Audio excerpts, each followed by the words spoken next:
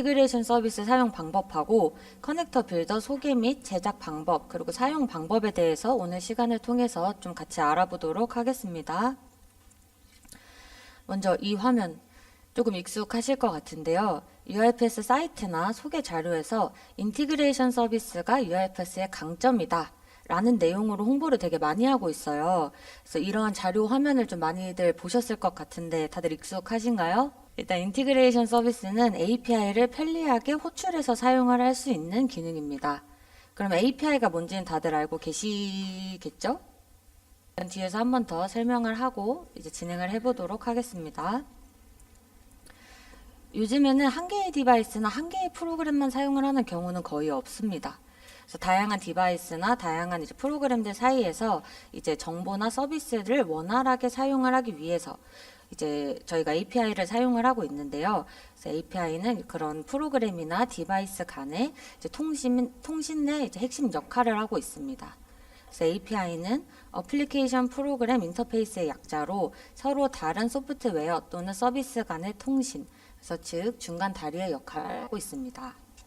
그래서 API를 사용을 하게 되면 개발자들은 복잡한 작업이 없이 다른 프로그램의 기능이나 데이터에 접근을 할 수가 있고, 그리고 개발 과정이 효율적이고 빠르게 진행이 될 수 있습니다. 그래서 크게 6가지로 제가 사용 이유를 좀 구분을 해봤는데요. 첫 번째는 데이터와 기능의 재사용성입니다.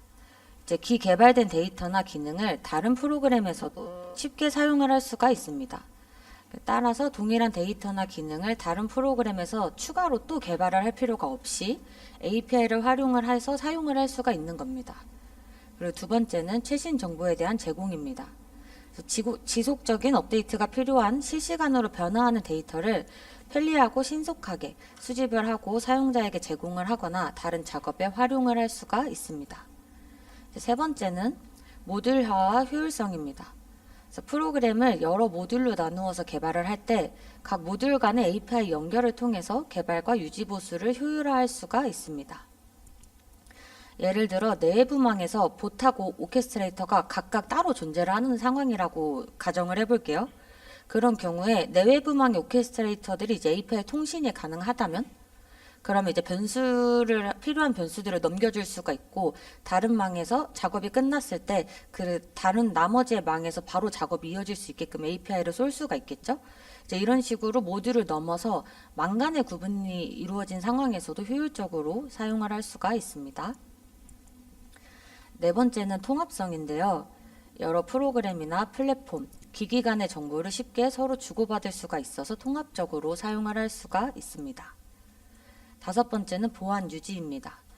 시스템이나 데이터에 대한 접근을 제한하고 저희가 필요한 정보나 기능만을 제공을 해서 전체 시스템의 보안을 높일 수가 있습니다. 우리의 시스템의 DB를 열어주고 그리고 쿼리로 데이터를 조회해서 가져가게끔 하는 게 아니라 딱 API를 활용을 해서 필요한 정보가 뭔지를 명확하게 받고, 그리고 그 필요한 정보에 대해서만 우리가 시스템 내에서 프로세싱을 통해서 필요한 답변만 제공을 하는 그런 기능을 사용을 할 수가 있기 때문에 보안을 높일 수 있다라고 생각을 하시면 되겠습니다. 마지막은 확장성입니다. 그래서 새로운 기능이나 서비스가 추가가 돼도 기존의 시스템이나 서비스를 변경하지 않고 API를 통해서 변경에 대응을 하거나 확장을 할 수가 있습니다. 예를 들어서 저희가 이제 SAP랑 많이들 붙여서 사용을 하고 있잖아요. 그래서 이제 DB는 그대로인데 사용자 UI가 바뀌었다고 가정을 해볼게요. 그러한 상황에서 셀렉터를 활용을 해서 개발을 해둔 경우에는 수정을 해줘야 할 겁니다. 근데 API를 통해서 데이터를 조회하는 것으로 개발을 해놓은 경우에는 수정이 필요하지 않겠죠? 데이터베이스도 화면도 모두 그대로인데 조회해야 되는 데이터 자체가 바뀌었다라고 가정을 해보겠습니다. 저희가 셀렉터를 통해서 개발을 했으면 조회 조건을 다른 방식으로 변경을 하게끔 다 수정 개발을 해야 됩니다. 근데 이제 API를 통해서 데이터를 조회를 하는 경우에는 API 호출 액티비티의 조회 조건만 수정을 해주면 이제 똑같이 사용을 할 수가 있겠죠. 그래서 이런 식으로 API를 사용하는 것이 확장이나 변경에 더 편리하다, 이렇게 이해를 해주시면 되겠습니다. 그래서 앞서서 말씀드렸던 6가지의 이유들로 저희는 API를 많이 사용을 하고 있습니다. 따라서 UiPath에서는 이러한 API의 파이프라인을 구축을 해서 좀 더 편리하게 연결 정보들을 등록을 할 수가 있고 액티비티로 보다 쉽게 구현을 할 수 있도록 하는 기능을 제공하기 위해서 이제 인티그레이션 서비스를 출시를 했습니다. 이제 클라우드에서 메뉴 클릭해 주세요. 클라우드에서 메뉴 클릭해 주시고 관리자 페이지로 들어가 보겠습니다. 그래서 관리자 페이지로 들어가신 분들은 테넌트를 선택을 해주시고 테넌트를 선택을 해주시고 그 다음에 서비스를 한번 클릭을 해보실게요. 다시 한번 관리자로 들어오셔서 테넌트를 선택을 하고 서비스 메뉴로 들어왔습니다. 그래서 여기서 서비스 추가 버튼 한번 눌러보시겠어요? 서비스 추가 버튼을 눌러보시면 이런 식으로 저희가 필요한 메뉴를 선택을 해서 추가를 할 수가 있습니다. 그래서 여기서 인티그레이션 서비스를 선택하시고 추가를 해주세요. 그리고 다시 내 테넌트의 서비스에서 인티그레이션 서비스가 바로 표출이 되어야 이제 저희가 오늘 실습을 할 수가 있습니다. 여기까지 되셨으면 저희가 이제 사용 방법에 대해서 좀 더 알아보도록 하겠습니다. 자, 메뉴에서 인티그레이션 서비스로 한번 들어가 볼게요. 그래서 여기 커넥터 탭을 보시면 저희가 사용을 할 수가 있게끔 이미 구현이 되어져 있는 그런 이제 커넥터들을 볼 수가 있는데요. 이 중에서 하나만 한번 검색을 좀 해보겠습니다. Gmail 하면 요 커넥터 다들 나오시죠? 요거 한번 클릭해 볼까요? 여기로 들어오시면 이렇게 커넥터의 상세 내용을 볼 수가 있습니다. 여기서 문서 읽기 버튼도 활성화가 가능한 걸 보실 수가 있어요. 요거 클릭 한번 해보시겠어요? 클릭해 보시면 이렇게 우리가 이제 사용을 할 인티그레이션 서비스 안에 있는 그 지메일 커넥터에 대한 가이드를 볼 수가 있습니다. 그래서 여기 이제 하단에 보시면 어떤 API를 활용을 해서 하고 있는지에 대해서도 확인을 할 수가 있어요. 그래서 여기도 한번 클릭을 해보시겠어요? 클릭을 해보시면 이제 우리가 어떤 API를 가져와서 사용을 하고 있는지 이거에는 뭐 어떤 파라미터 값이 들어가야 되는지 이런 것들을 다 확인을 하면서 사용을 할 수가 있습니다. 비단 이 지메일 커넥터 뿐만이 아니라 나머지도 다 동일하게 구성이 되어져 있어요. 그래서 그렇게 생각하시고 활용을 하면서 사용하시면 되겠습니다. 그리고 이번엔 연결을 한번 해볼 거예요. 그래서 지메일 다시 이 창으로 돌아오셔서 지메일의 연결 요거 한번 클릭해 보시겠어요? 이런 식으로 내 거에다가 붙일 수가 있어요. 한번 연결 한번 해보실까요?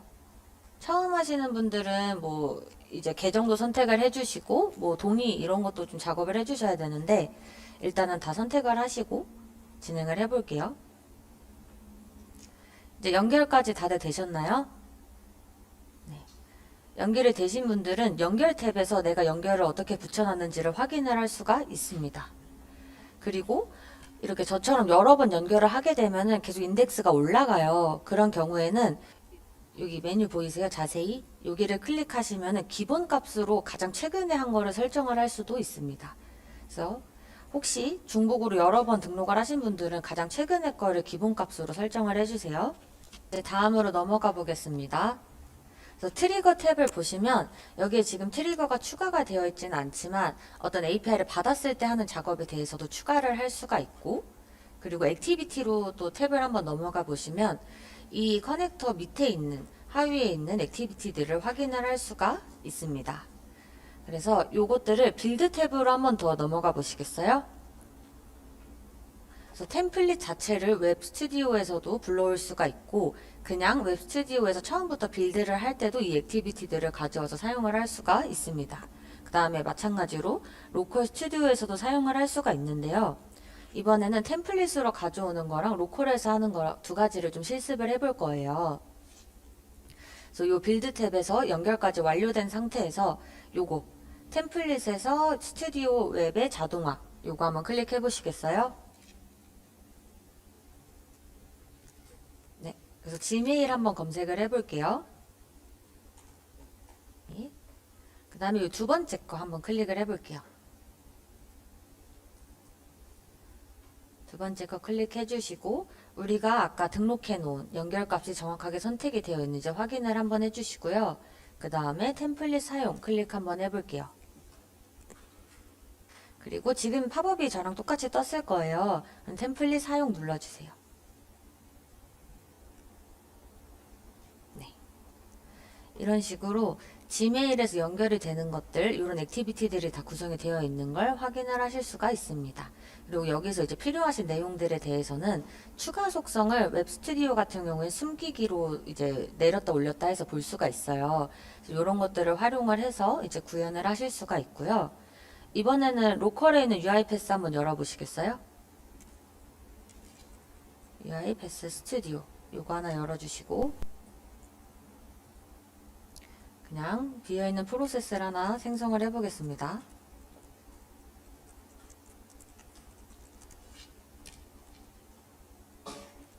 커넥터 빌더, 테스트 이런 식으로 그냥 아무렇게나 작성을 해주시고 그 다음에 만들기 한번 해볼게요. 그래서 패키지 관리 버튼 한번 클릭해 보시겠어요? 패키지 관리 버튼 한번 클릭을 해보시고 그 다음에 지메일을 한번 검색을 해볼게요. 그리고 모든 패키지를 선택해 주세요. 모든 패키지. 여기까지 되셨으면 여기 구글 API 지메일 요거 라이브러리 하나 설치를 해주시고 요거 그리고 지스윗도 하나 설치를 해볼게요.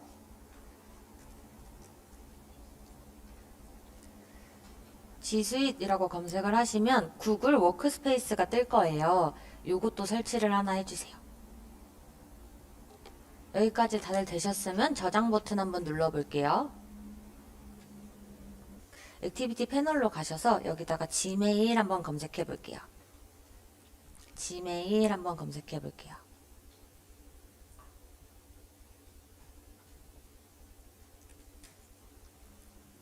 이렇게 해보시면 이제 UiPath G수익 액티비티 하위에 인티그레이션스로 이제 새로운 액티비티들이 추가된 거를 확인을 할 수가 있습니다. 이게 아까 보셨던 그 커넥터를 통해서 다운로드 받아서 쓸 수 있는 그런 액티비티들이다 라고 생각을 해주시면 되고요.